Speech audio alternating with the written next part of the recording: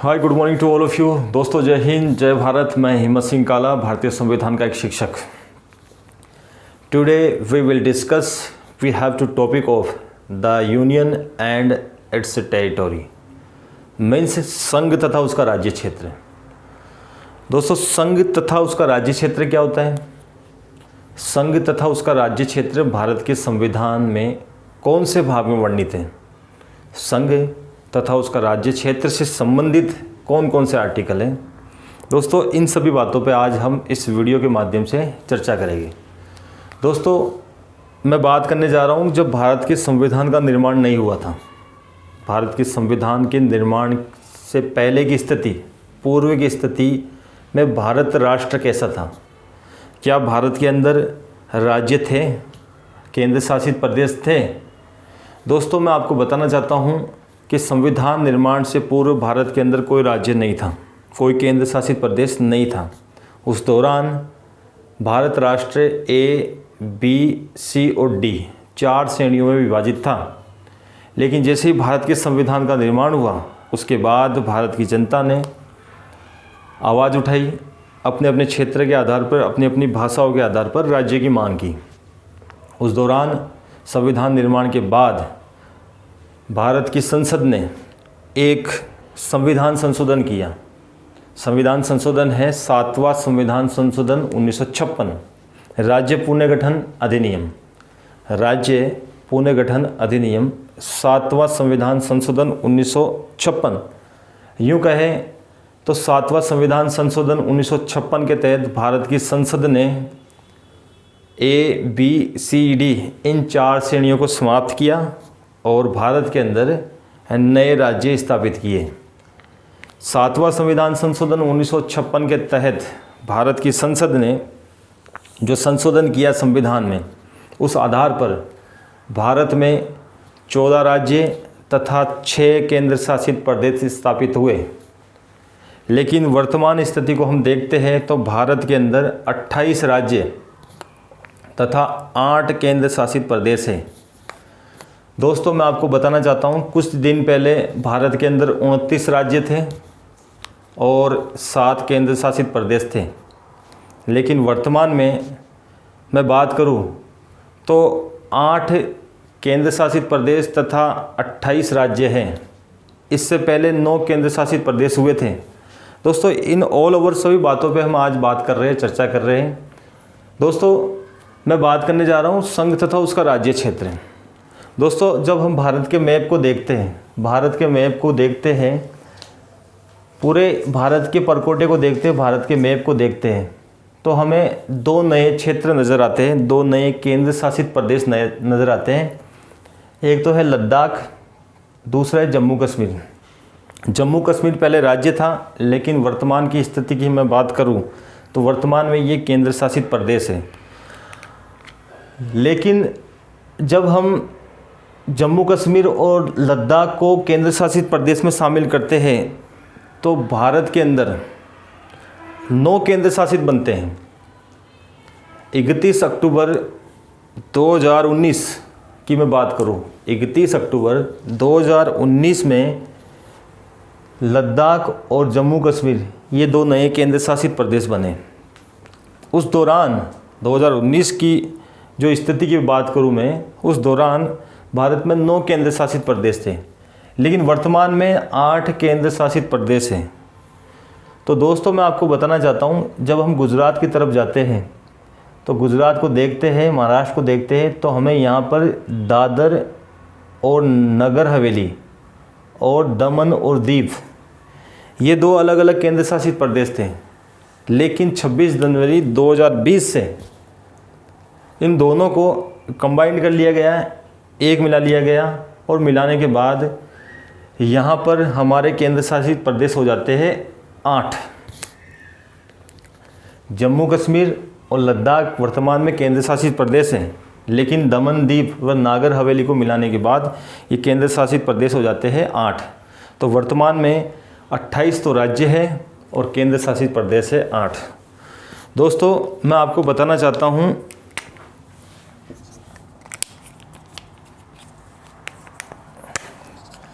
दो तारीख काफ़ी इम्पोर्टेंट है जो एग्ज़ाम की दृष्टि से पूछी जा सकती है दोस्तों।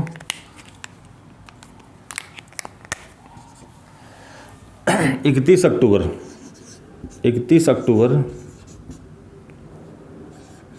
2019, 31 अक्टूबर 2019। एक तारीख है 26 जनवरी 2020, 26 जनवरी 2020। दोस्तों तारीख है 31 अक्टूबर 2019, दूसरी तारीख है 26 जनवरी 2020। ये दोनों तारीख काफ़ी इम्पोर्टेंट है दोस्तों जब मैं बात करता हूँ जम्मू कश्मीर की और लद्दाख की, जब मैं बात करता हूँ जे.एंड.के की, जे.एंड.के और लद्दाख प्लस लद्दाख,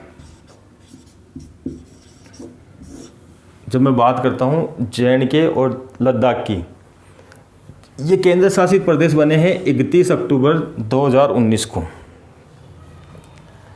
लेकिन जब मैं बात करूँ दादर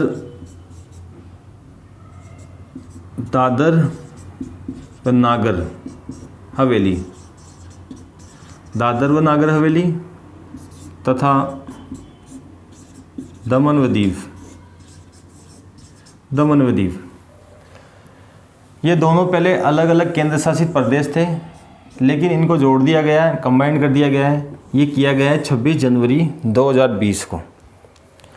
दोस्तों 26 जनवरी 2020 दादर नागर हवेली तथा दमन व दीव को मिला दिया गया है और 31 अक्टूबर 2019 को जे.एंड.के और लद्दाख दो नए केंद्र शासित प्रदेश बने हैं। दोस्तों आज हम जिस टॉपिक पर बात कर रहे हैं, जिस टॉपिक पर चर्चा कर रहे हैं, टॉपिक का नाम है संघ तथा उसका राज्य क्षेत्र। संघ तथा उसका राज्य क्षेत्र।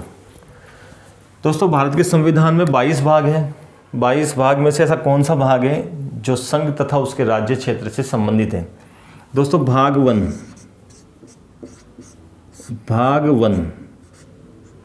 दोस्तों भाग वन संघ तथा उसके राज्य क्षेत्र से संबंधित है। संघ तथा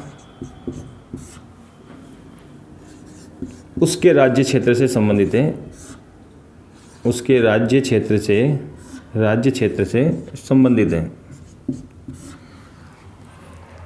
दोस्तों भाग वन पार्ट वन संघ तथा उसके राज्य क्षेत्र से संबंधित है, संघ तथा उसके राज्य क्षेत्र का वर्णन करता है। दोस्तों भाग के बाद हम देखते हैं आर्टिकल की बात करता हूं मैं। कौन कौन से आर्टिकल हैं जो संघ तथा उसके राज्य क्षेत्र से संबंधित है? दोस्तों भाग वन के अंदर हम देखते हैं आर्टिकल 1 से आर्टिकल 4, ये 4 ऐसे आर्टिकल हैं जो संघ तथा उसके राज्य क्षेत्र से संबंधित बात करते हैं। 1, 2, 3, 4 ये 4 आर्टिकल हैं। दोस्तों चारों आर्टिकल में बात करूं तो सबसे ज़्यादा जो आर्टिकल इम्पोर्टेंट है, जो सबसे ज़्यादा जो मोस्ट आर्टिकल है, ये है आर्टिकल 1। अक्सर आर्टिकल 1 से संबंधित कई बार एग्जाम में क्वेश्चन पूछे गए हैं। आपको ये ध्यान में रखना है कि संघ तथा उसके राज्य क्षेत्र में संबंधित सबसे मोस्ट आर्टिकल कौन सा है? आर्टिकल 1। सबसे मोस्ट आर्टिकल कौन सा है? आर्टिकल 1। आपसे पूछा जा सकता है कि संघ तथा उसके राज्य से क्षेत्र से संबंधित कितने आर्टिकल है? तो 1 से लेकर 4 तक आर्टिकल है। लेकिन आपसे पूछा जा सकता है कि भाग 1 में क्या लिखा है? तो भाग 1 में संघ तथा उसका राज्य क्षेत्र लिखा है। ये आपसे पूछा जा सकता है संघ तथा उसका राज्य क्षेत्र कौन से भाग में है, तो आपको बताना है भाग 1। यह आपसे पूछा जा सकता है संघ तथा उसके राज्य से क्षेत्र से संबंधित आर्टिकल कौन कौन से हैं? तो आर्टिकल 1, 2, 3 और 4 4 आर्टिकल हैं। दोस्तों यहाँ पर ये क्लियर हो जाता है कि संघ तथा उसका राज्य क्षेत्र भाग 1 में मेंशन है तथा भाग 1 के अंदर 4 प्रकार के आर्टिकल बताए गए, 1, 2, 3, 4। और इसमें सबसे ज़्यादा जो इम्पोर्टेंट आर्टिकल है यह है आर्टिकल 1। दोस्तों अब हम आर्टिकल को देखेंगे। आर्टिकल क्या कहते हैं, आर्टिकल क्या कहते हैं, इस पे हम बात करेंगे। दोस्तों आर्टिकल 1 दोस्तों आर्टिकल 1 क्या कहता है, इस पे हम बात करेंगे। दोस्तों आर्टिकल 1 क्या है, आर्टिकल 1 में क्या लिखा है? दोस्तों आर्टिकल 1 में लिखा है इंडिया तथा भारत राज्यों का संघ होगा।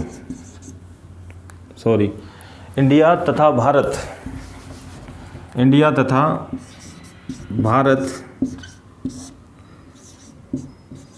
राज्यों का संघ होगा, राज्यों का संघ होगा। दोस्तों आर्टिकल 1 क्या कहता है?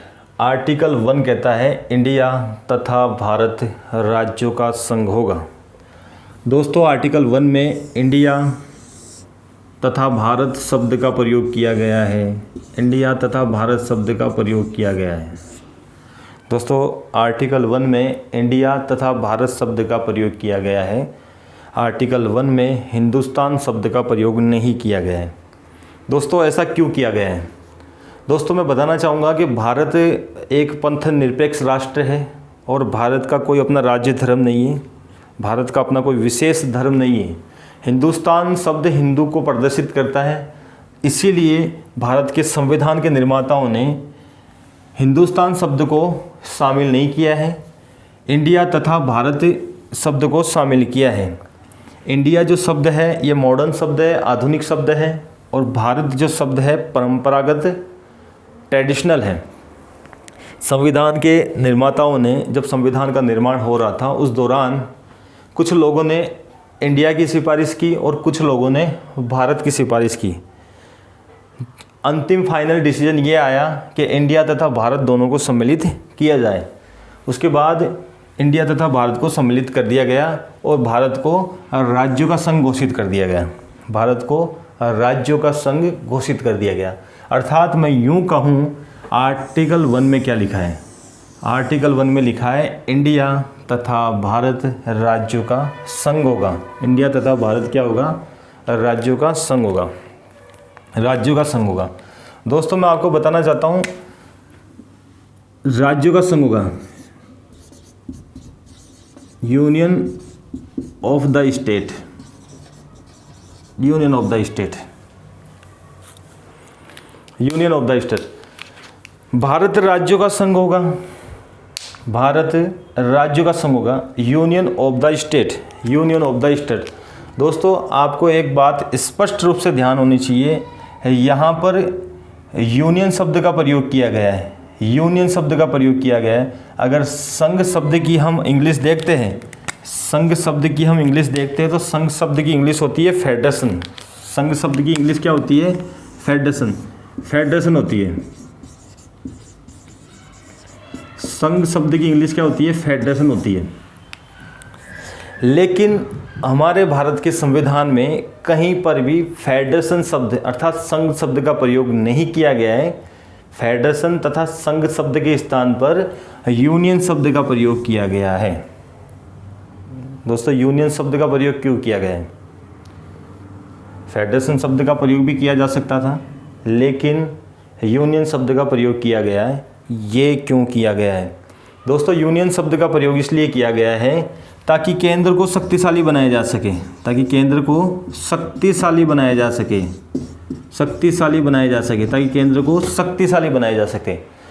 केंद्र को शक्तिशाली बनाने के लिए हमारे भारत के संविधान के निर्माताओं ने यूनियन शब्द का प्रयोग किया है, फेडरेशन शब्द का प्रयोग नहीं किया है। फेडरेशन की बात करूँ तो फेडरेशन का सबसे बड़ा उदाहरण अमेरिका राष्ट्र है। फेडरेशन का सबसे बड़ा उदाहरण कौन सा राष्ट्र है? अमेरिका राष्ट्र है। लेकिन यूनियन शब्द का सबसे बड़ा उदाहरण है हमारा भारत राष्ट्र। यूनियन शब्द का सबसे बड़ा उदाहरण हमारा भारत राष्ट्र है। अमेरिका के अंदर अलग अलग राज्य हैं, अमेरिका के अंदर अलग अलग राज्य हैं, अलग अलग क्या है? राज्य है। अमेरिका में अलग अलग राज्य हैं, भारत में भी अलग अलग राज्य हैं। लेकिन अमेरिका के जो अलग अलग राज्य हैं, अमेरिका के जो अलग अलग राज्य हैं, ये समझौते के परिणाम हैं। ये क्या है? सभी राज्य समझौते के परिणाम है। इसका मतलब ये है कि अमेरिका का अगर कोई राज्य ये चाहता है अमेरिका से अलग होना तो हो सकता है। ये फेडरेशन स्पष्ट रूप से यही बात बताता है कि अगर कोई राज्य अमेरिका में है समझौते का परिणाम है और अलग होना चाहता है, अलग राज्य एक राष्ट्र बनाना चाहता है तो बना सकता है। लेकिन भारत में ऐसा सिस्टम नहीं है। भारत के जो राज्य है, भारत के जितने भी राज्य हैं, ये समझौते के परिणाम नहीं है। यहाँ पर कोई ट्रीटी नहीं हुई है, यहाँ पर कोई संधि नहीं हुई है, ये कोई समझौते के परिणाम नहीं है। इसलिए यहाँ पर यूनियन शब्द को ज़्यादा तजुर्बत दिया गया है, यूनियन शब्द को ज़्यादा माना गया है। इसीलिए भारत के संविधान के निर्माताओं ने फेडरेशन अर्थात संघ शब्द के स्थान पर यूनियन शब्द का प्रयोग किया गया है। अगर हम राज्य तथा उसका संघ क्षेत्र की इंग्लिश देखते हैं तो यहाँ लिख सकता हूँ मैं फेडरेशन ऑफ स्टेट लिख सकता हूँ, लेकिन ऐसा नहीं है। भारत के अंदर है यूनियन ऑफ द स्टेट लिखा हुआ है, ये ध्यान रखना है। आपसे पूछा जा सकता है, क्वेश्चन आ सकता है आपके सामने कि भारत एक है राज्यों का संघ, संघों का राज्य, या पूछा जा सकता है union of the state. Direct पूछा जा सकता है, यूनियन ऑफ द स्टेट भी आ सकता है इंग्लिश में, या राज्यों का संघ भी आ सकता है। तो राज्य का संघ राइट आंसर है, union of the state right answer है। फेडरेशन ऑफ द स्टेट नहीं होगा, ये ध्यान रखना है, फेडरेशन स्टेट नहीं होगा। संघ शब्द का प्रयोग भारत के संविधान में कहीं नहीं हुआ है, फेडरेशन शब्द का प्रयोग कहीं नहीं हुआ है, ये यहाँ पर ये स्पष्ट करता है। दोस्तों मैं आपको बताना चाहता हूँ कि आर्टिकल 1 में हमने देखा है इंडिया तथा भारत राज्यों का संघ होगा, अर्थात the union of the state.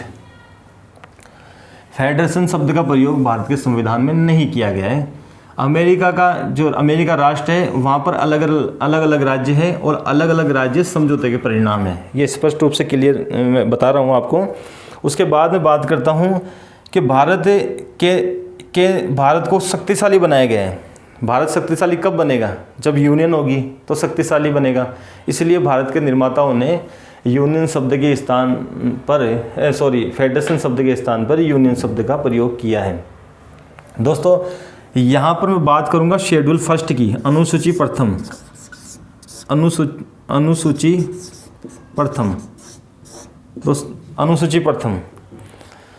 दोस्तों कन्फ्यूजन सबसे ज़्यादा क्या रहता है कि आर्टिकल 1 में तो क्या लिखा है, लेकिन अनुसूची 1 में क्या है।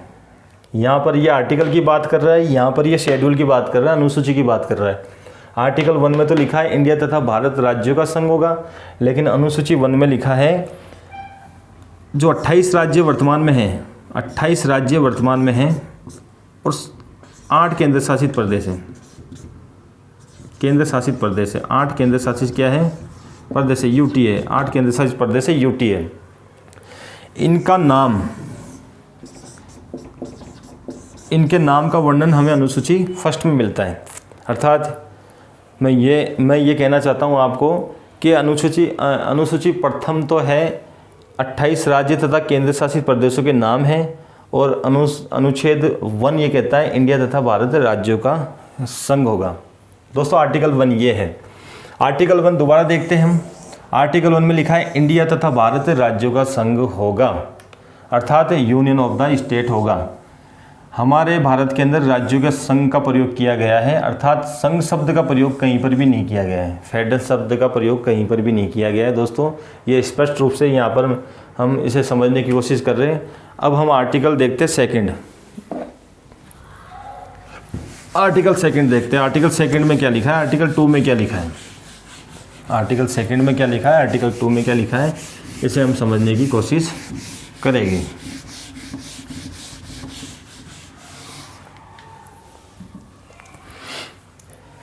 दोस्तों अनुच्छेद 2 आर्टिकल 2। दोस्तों अनुच्छेद 1 तो ये कहता है इंडिया तथा भारत राज्यों का संघ होगा, खत्म, लाइन यहाँ पर समाप्त हो जाती है, भारत तथा इंडिया राज्यों का संघ होगा। आर्टिकल 2 क्या कहता है? दोस्तों आर्टिकल 2 ये कहता है कि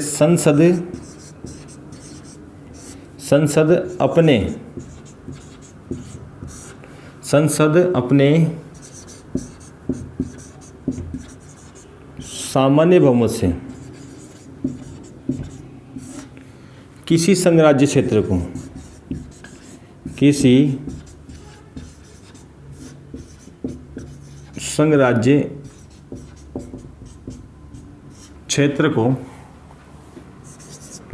क्षेत्र को अपने अपने संघ राज्य क्षेत्र में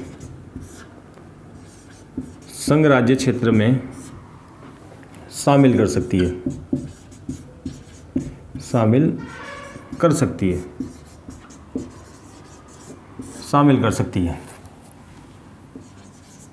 कर सकती है। दोस्तों आर्टिकल 2 क्या कहता है? आर्टिकल 2 स्पष्ट रूप से ये कहता है कि संसद अपने सामान्य बहुमत से, आर्टिकल 2 क्या कहता है? संसद अपने सामान्य बहुमत से किसी संघ राज्य क्षेत्र को अपने संघ राज्य क्षेत्र में सम्मिलित कर सकती है। इसका मतलब ये हुआ है कि भारत की संसद के पास ये शक्ति है कि किसी भी राज्य क्षेत्र को जो भारत के इर्द गिर्द है अपने क्षेत्र में सम्मिलित कर सकती है, अपने संघ राज्य क्षेत्र में सम्मिलित कर सकती है, अपने टेरिटरी में सम्मिलित कर सकती है। ये स्पष्ट रूप से ये पावर कहाँ लिखा हुआ है? आर्टिकल 2 में लिखा हुआ है। और ये पावर आर्टिकल 2 किसका है? संसद का है। अर्थात संसद अपने सामान्य बहुमत से किसी संघ राज्य क्षेत्र को अपने संघ राज्य क्षेत्र में मिला सकती है। दोस्तों जब हम देखते हैं एक अपवाद के रूप में देखते हैं, अपवाद के रूप में, एक उदाहरण के रूप में देखते हैं 35वां संविधान संशोधन, 35वां संविधान संशोधन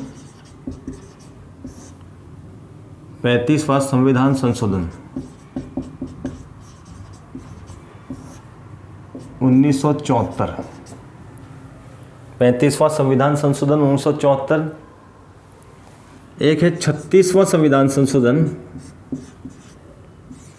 36वां संविधान संशोधन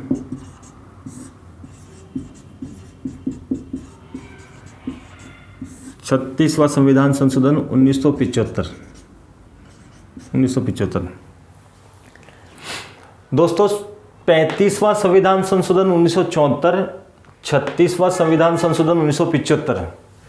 35वां संविधान संशोधन 1974 के द्वारा सिक्किम राज्य को सह दर्जा दिया गया। भारत के अंदर सह राज्य का दर्जा दिया गया। अर्थात 35वां संविधान संशोधन 1974 के द्वारा सिक्किम को सह राज्य का दर्जा दिया गया। और सह राज्य का दर्जा देने के लिए आर्टिकल 2 में संशोधन किया गया। आर्टिकल 2 में क्या किया गया? संशोधन किया गया। और संशोधन करके 2A जोड़ा गया। क्या जोड़ा गया? 2A जोड़ा गया। अर्थात ये एक अपवाद है। 35वां संविधान संशोधन 1976 के द्वारा आर्टिकल 2 में अर्थात अनुच्छेद 2 में संशोधन करके आर्टिकल 2A जोड़ा गया। और आर्टिकल 2A के द्वारा सिक्किम को सह राज्य का दर्जा दिया गया। अर्थात क्वेश्चन आपका ये बनता है कि 35वां संविधान संशोधन कब हुआ? 35वां संविधान संशोधन हुआ 1974 में। 35वां संविधान संशोधन 1974 का संबंध किससे है? सिक्किम से है। 35वां संविधान संशोधन 1974 का संबंध सिक्किम से है। सिक्किम से कैसे है? सिक्किम को भारत में कैसा दर्जा दिया गया? पहले सह राज्य का दर्जा दिया गया। सह राज्य का दर्जा देने के लिए किस में संशोधन किया गया? आर्टिकल 2 में संशोधन किया गया और आर्टिकल 2A जोड़ा गया। 2A जोड़ा गया। उसके बाद 36वां संविधान संशोधन 1975 के द्वारा सिक्किम को पूर्ण राज्य का दर्जा दिया गया।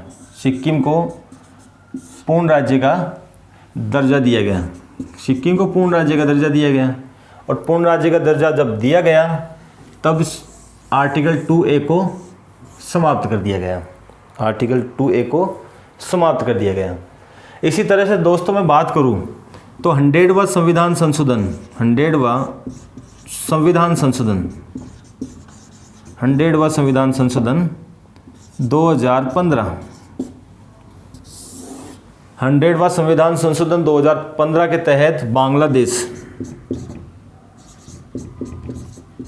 बांग्लादेश को भूमि प्रदान की गई। बांग्लादेश को क्या प्रदान की गई? भूमि प्रदान की गई। भूमि का आदान प्रदान किया गया। अर्थात संसद अपने सामान्य बहुमत से किसी संघ राज्य क्षेत्र को अपने संघ राज्य क्षेत्र में मिला सकती है। ये पावर संसद को कौन सा आर्टिकल देता है? आर्टिकल 2 देता है।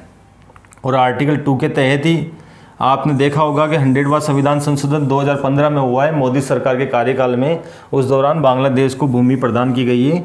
कुछ भूमि हमने ली, कुछ बांग्लादेश को दी, अर्थात भूमि का आदान प्रदान किया गया 100वां संविधान संशोधन 2015 के तहत। ये पावर संसद के पास है। आर्टिकल 2 के अंदर स्पष्ट रूप से लिखा हुआ है। एक अपवाद के रूप में हम जब देखते हैं तो यहाँ पर संविधान संशोधन करने की आवश्यकता रही है। 35वां संविधान संशोधन और 36वां संविधान संशोधन, इसके द्वारा सिक्किम को पहले सह राज्य का दर्जा दिया गया, फिर बाद में इसे स्पष्ट रूप से पूर्ण राज्य का दर्जा दे दिया गया। तो आर्टिकल 2 दोस्तों ये स्पष्ट रूप से बात बताता है कि संसद अपने सामान्य बहुमत से किसी संघ राज्य क्षेत्र को अपने संघ राज्य क्षेत्र में मिला सकती है।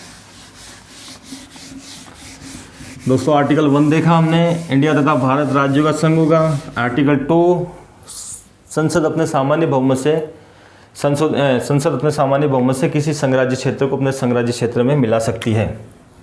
अब बात करेंगे आर्टिकल 3 की। आर्टिकल 3 क्या कहता है? दोस्तों आर्टिकल 3 ये कहता है स्पष्ट रूप से संसद अपने सामान्य बहुमत से किसी राज्य के निर्माण, किसी राज्य की सीमा में परिवर्तन तथा किसी राज्य के क्षेत्र में परिवर्तन या किसी राज्य को बढ़ा सकती है, किसी राज्य को घटा सकती है, उसके क्षेत्र को बढ़ा और घटा सकती है। संसद के पास पावर है। अर्थात संसद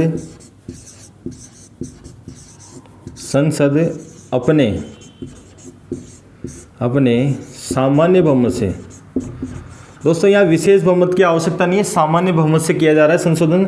संसद अपने सामान्य बहुमत से किसी राज्य के नाम में परिवर्तन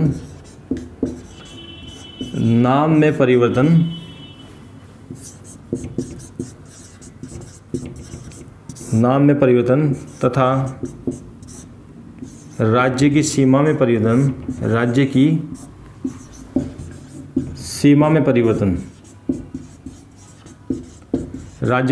परिवर्तन तथा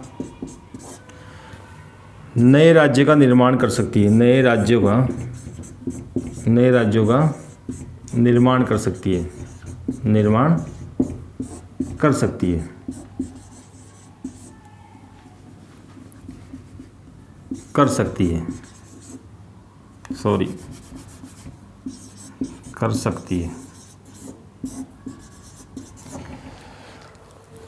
दोस्तों आर्टिकल 3 क्या कहता है? संसद अपने सामान्य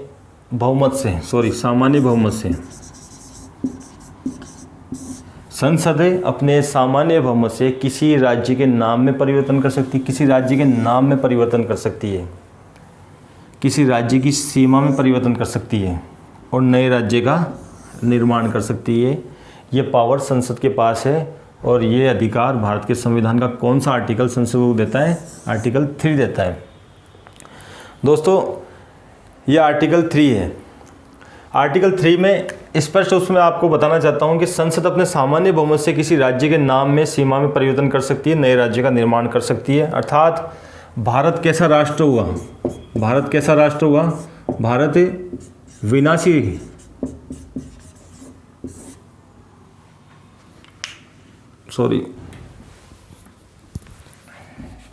भारत विनाशी राज्यों का अविनाशी संघ है। भारत विनाशी राज्यों का अविनाशी संघ है। इसका मतलब यह है कि संसद अपने सामान्य बहुमत से किसी राज्य के नाम में परिवर्तन कर सकती है, किसी राज्य की सीमा में परिवर्तन कर सकती है, किसी राज्य का निर्माण कर सकती है, किसी राज्य के क्षेत्र को घटा सकती है, किसी राज्य क्षेत्र को बढ़ा सकती है। ये पावर संसद के पास है, आर्टिकल 3 में स्पष्ट रूप से लिखा हुआ है। अर्थात भारत के अंदर राज्यों का तो विनाश हो सकता है, राज्य का दायरा बढ़ाया जा सकता है, राज्य का दायरा घटाया जा सकता है, नए राज्य का निर्माण किया जा सकता है और किसी राज्य को दूसरे राज्य में मिलाकर एक राज्य बनाया जा सकता है। अर्थात राज्यों का विनाश हो सकता है, लेकिन संघ का विनाश नहीं हो सकता है। संघ का विनाश नहीं हो सकता है। संघ, हमारा भारत राष्ट्र अखंड है, विभाजित नहीं हो सकता है। ये ध्यान रखना है आपको। अर्थात भारत को विनाशी राज्यों का विनाशी संघ कहा गया है। इसका मतलब ये है कि संसद अपने सामान्य बहुमत से किसी भी राज्य क्षेत्र में परिवर्तन कर सकती है, उसके नाम में परिवर्तन कर सकती है, उसकी सीमा में परिवर्तन कर सकती है, नए राज्यों का निर्माण कर सकती है। दोस्तों आर्टिकल 4 क्या कहता है? आर्टिकल 4 क्या कहता है दोस्तों? आर्टिकल 4 क्या कहता है? आर्टिकल 4 कोई इम्पोर्टेंट ज़्यादा नहीं है। आर्टिकल 4 में लिखा है अनुच्छेद, आर्टिकल 4 में लिखा है आर्टिकल 2 और 3 की प्रक्रिया, आर्टिकल 2 और 3 की प्रक्रिया सामान्य रूप से संचालित होगी। सामान्य रूप से संचालित होगी।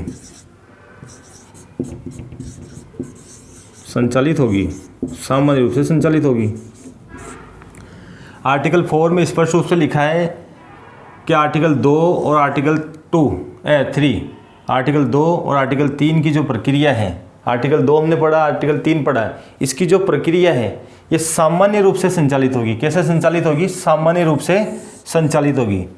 इसे संविधान संशोधन नहीं माना जाएगा। इसे संविधान संशोधन नहीं माना जाएगा। संशोधन नहीं माना जाएगा। नहीं माना जाएगा। नहीं माना जाएगा। नहीं माना जाएगा। इसका मतलब ये है कि संसद अपने संघ राज्य क्षेत्र में किसी संघ राज्य क्षेत्र को मिला सकती है, तो इसके लिए सामान्य बहुमत की आवश्यकता होती है। 3 में लिखा है कि किसी नाम में परिवर्तन कर सकती है, नए राज्यों का निर्माण कर सकती है, सीमा में परिवर्तन कर सकती है। ये भी सामान्य बहुमत से होगा। जहाँ पर सामान्य बहुमत से संशोधन होता है उसे संविधान संशोधन नहीं माना जाता है, उसे आर्टिकल 368 के अंतर्गत नहीं रखा जाता है। उसे आर्टिकल 368 के अंतर्गत नहीं रखा जाता है। मेरा जो पिछला वीडियो है उसमें मैंने स्पष्ट किया था कि 368 में सामान्य संशोधन क्यों नहीं होता है, सामान्य संशोधन को संविधान संशोधन क्यों नहीं माना जाता है, 368 के अंतर्गत क्यों नहीं आता है। ये आर्टिकल, इसके बारे में मैंने पिछले वीडियो में बताया है, आप वीडियो में जाके देख सकते हो। दोस्तों आज हमने बात की है संघ तथा उसके राज्य क्षेत्र पर। संघ तथा उसके राज्य क्षेत्र में भाग 1 इसका वर्णन करता है और इसमें अनुच्छेद 1, 2, 3, 4 और सबसे ज़्यादा इंपॉर्टेंट अनुच्छेद है आर्टिकल 1। आर्टिकल 1 पढ़ा, आर्टिकल 2, आर्टिकल 3, आर्टिकल 4। दोस्तों ये हमारा आज का टॉपिक था। जय हिंद, जय भारत।